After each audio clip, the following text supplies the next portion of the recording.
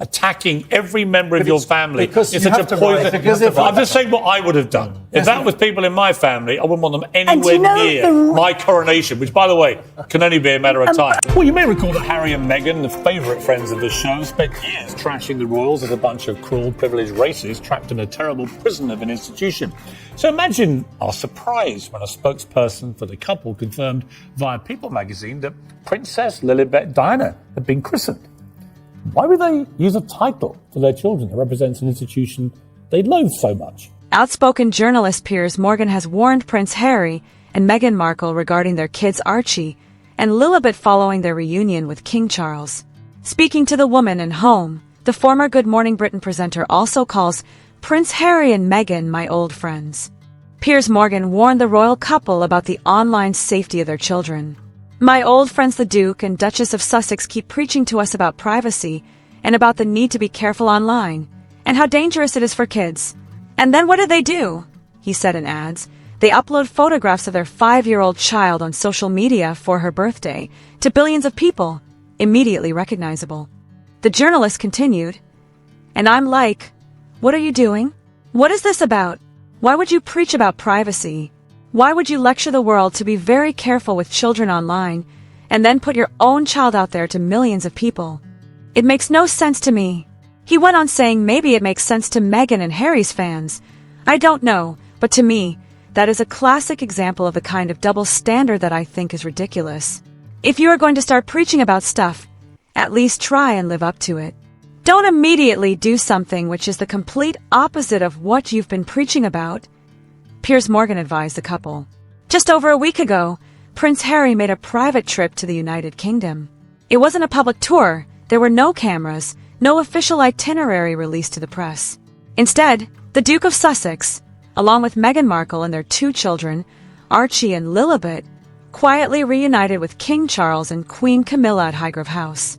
This was significant. Harry and his father hadn't seen each other in more than a year, and the relationship between them has been strained for years now, dating back to Harry and Meghan's departure from royal duties, the tell-all interviews, the memoir Spare, and the ongoing legal battle over Harry's UK security arrangements. So when word got out that father and son had finally spent time together, royal watchers everywhere were paying close attention. And it didn't take long for that attention to turn into controversy. After 4 long years apart, King Charles has finally come face-to-face with his grandchildren, Archie and Lilibet. It should have been a purely heartwarming moment, but leave it to Piers Morgan to turn a family reunion into the latest chapter of the ongoing royal soap opera. The outspoken broadcaster is now sending a pointed warning to the people he still calls his old friends, Prince Harry and Meghan Markle. So what exactly did he say? And why is it striking a nerve? Let's get into it. Let's start with the reunion itself. Buckingham Palace confirmed that King Charles and Queen Camilla hosted Harry, Meghan, and their 2 children at Highgrove House, the King's private country residence in Gloucestershire.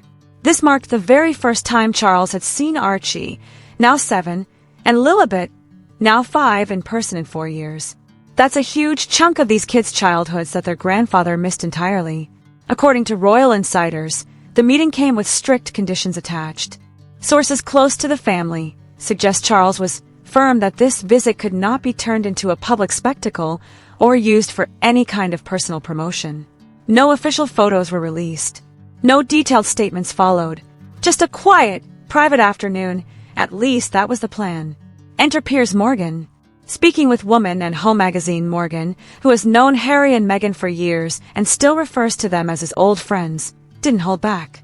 His concern centers on what he sees as a glaring contradiction in how the Sussexes handle their children's privacy. For years, Harry and Meghan have publicly emphasized the dangers of the internet for young people and the importance of protecting children online.